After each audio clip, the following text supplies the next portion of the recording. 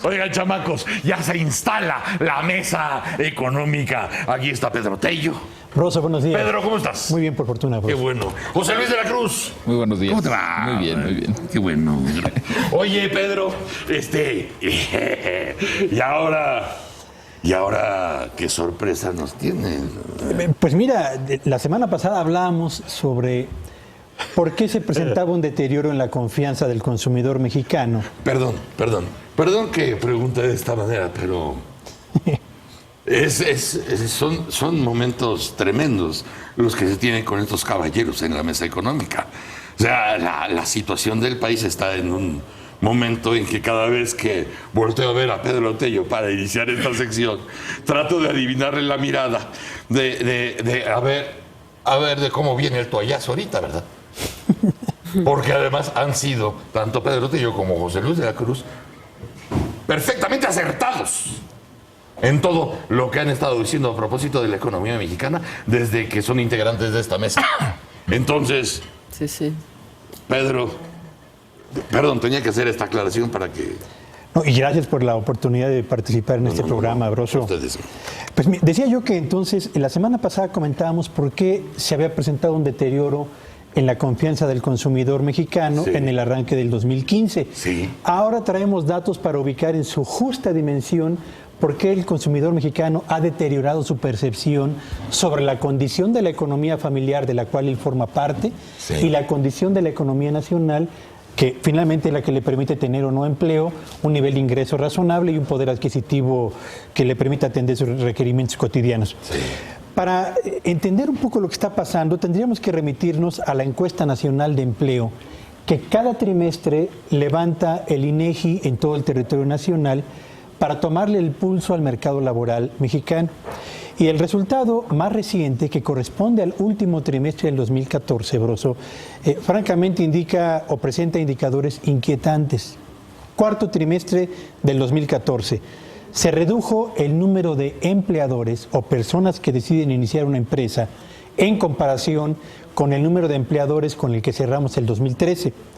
Se incrementa el número de personas que optan por el trabajo por su cuenta, que en la mayor parte de las ocasiones es trabajo de supervivencia o de sobrevivencia, porque no hay otra oportunidad laboral, y aun cuando aumenta el empleo, el número de nuevos empleos que se genera es absolutamente insuficiente para atender el requerimiento de personas que fueron a tocar por primera vez una puerta en busca de un trabajo. Pero no solamente es insuficiente, sino la calidad de ese nuevo empleo, que es la otra parte de la historia, francamente va en picada y la frase puede parecer muy dura, pero es la verdad, va en picada la calidad del empleo en México. Si tomamos en cuenta tres indicadores... ¿Cómo se advirtió desde la plática que tuvimos aquí con el senador Lozano? En efecto. Tomemos tres indicadores, que es el nivel de ingreso, el nivel de salario, el nivel de cobertura de prestaciones y si hay o no contratos laborales que acrediten estas relaciones de trabajo que se están formando recientemente. Vayamos por el lado del nivel de ingreso. En el último trimestre del 2014, el número de trabajadores con ingresos salariales equivalentes a 1 y hasta 3 salarios mínimos aumentó en 981,000 personas en números redondos. En contraste, quienes percibían más de 3 salarios mínimos, se redujo el número en más de 1 millón de personas.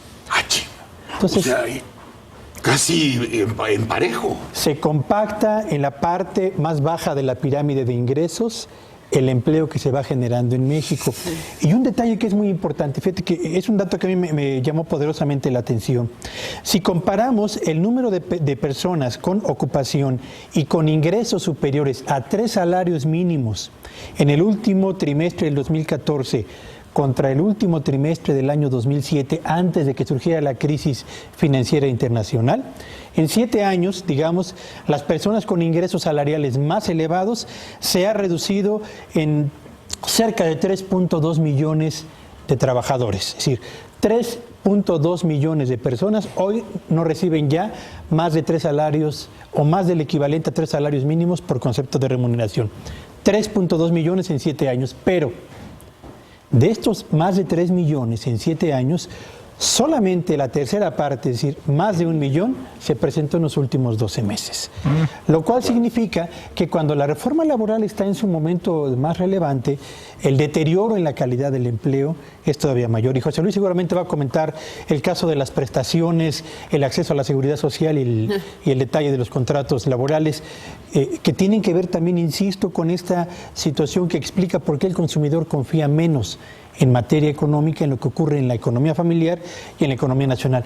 Simple y sencillamente porque el empleo es insuficiente, porque el pago es cada vez menor y porque las posibilidades de mantener un empleo digno en condiciones de prestaciones y lo que establece la Ley Federal del Trabajo es cada vez más difícil de encontrar.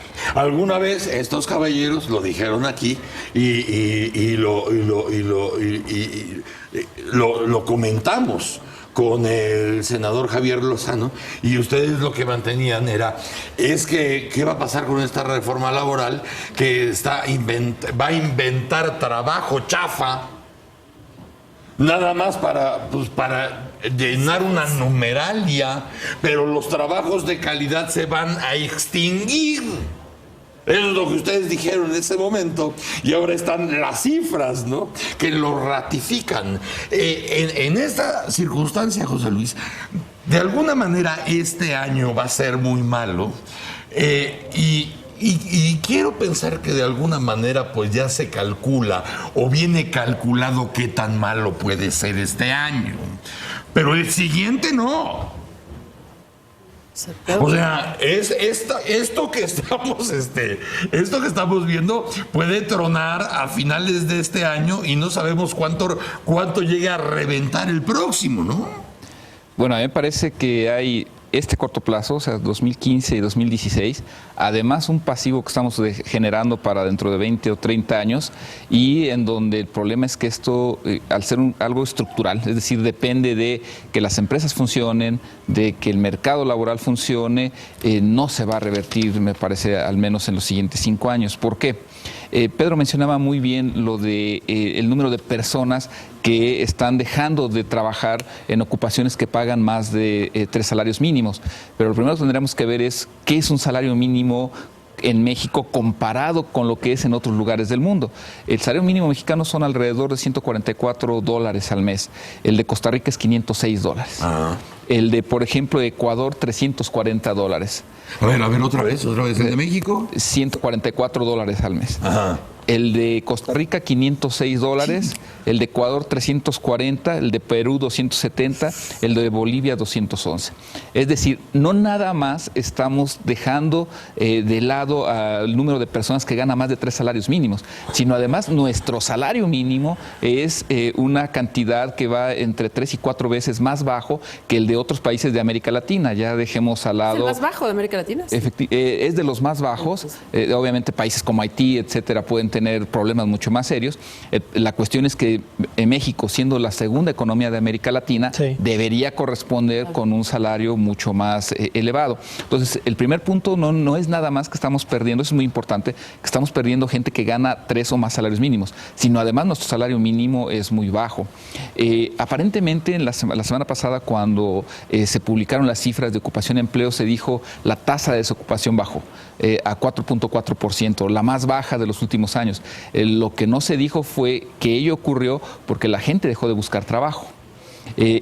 Al final del día, la población económicamente activa, aquella que está en edad y en posibilidades y en deseos de buscar un trabajo, fue menor en 2014 por más de 200,000 personas que en 2013. Y una cifra muy delicada, el país no generó ocupación el año pasado. Se generaron 121,000 puestos menos en el 2014 que en el 2013. Entonces, en realidad la reducción de la ocupación se dio porque la gente dejó de buscar y el país no generó esos puestos de trabajo que reclaman por lo menos 1 millón más cada año. Entonces, esa es una trampa que ya nos está dejando ver que el problema no nada más es la coyuntura, como muy bien mencionabas, el problema también va a ser a futuro. Si nosotros vemos, por ejemplo, esta cifra que se publicó hace unos días sobre el retiro de las afores que los trabajadores están haciendo, de esta posibilidad de retirar parte de su ahorro porque no tienen ahorita un empleo, resulta que en 2014 este retiro aumentó en 13%, es decir, los mexicanos tomaron casi 10,000 millones de pesos de un fondo que se supone que es para su futuro y lo retiraron para usarlo ahorita porque justamente las condiciones del mercado laboral están presionándolos de tal manera que tienen que tomar dinero de donde pueden. Y hablando, vamos a decir, de las trampas. Viene como cerrando la pinza con la pésima o la nula calidad de trabajos que se crean. Platícame cómo funciona en ese aspecto también el outsourcing, porque antes mucha gente tenía prestaciones con la empresa que trabajaba y de pronto la reforma laboral da la posibilidad de que esa empresa se deshaga de esa nómina para manejarlo por una tercera interesada afuera, donde contrata por honorarios para que me sigan trabajando a mí, pero sin las prestaciones. Fíjate que la reforma laboral pretendía poner ahora sí a las empresas dedicadas al outsourcing bajo la obligación de cumplir con las disposiciones que en materia laboral han de cumplirse en México, es decir, trabajadores con contrato, trabajadores con prestaciones, trabajadores con seguridad social. Eso era uno de los propósitos buenos de la reforma laboral. No tengo yo en este momento datos que me permitan comparar la fotografía del outsourcing antes y después de la reforma laboral para corroborar si efectivamente lo establecido en la reforma laboral se está cumpliendo en la realidad o no. Lo que es un hecho, Broso, es que el número de personas que no tienen acceso a los servicios de salud y están ocupados hoy en México asciende a 31.2 millones de personas. ¡Ay, güey! Contra 18.2 millones de mexicanos que sí tienen acceso a los servicios de salud. Es decir, hay 13 millones de mexicanos más que no tienen acceso hoy a los servicios de salud, a pesar de estar realizando alguna actividad a favor del desarrollo y la generación de riqueza en México. Personas que tienen acceso a prestaciones, 21 millones para poner los números redondos, y sin acceso a prestaciones casi 13 millones de mexicanos.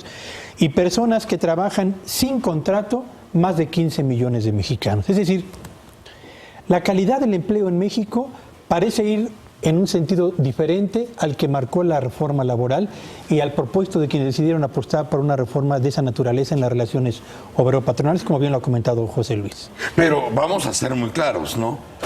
El espíritu de la reforma laboral, desde que ustedes la vieron, era depreciar la calidad del trabajo.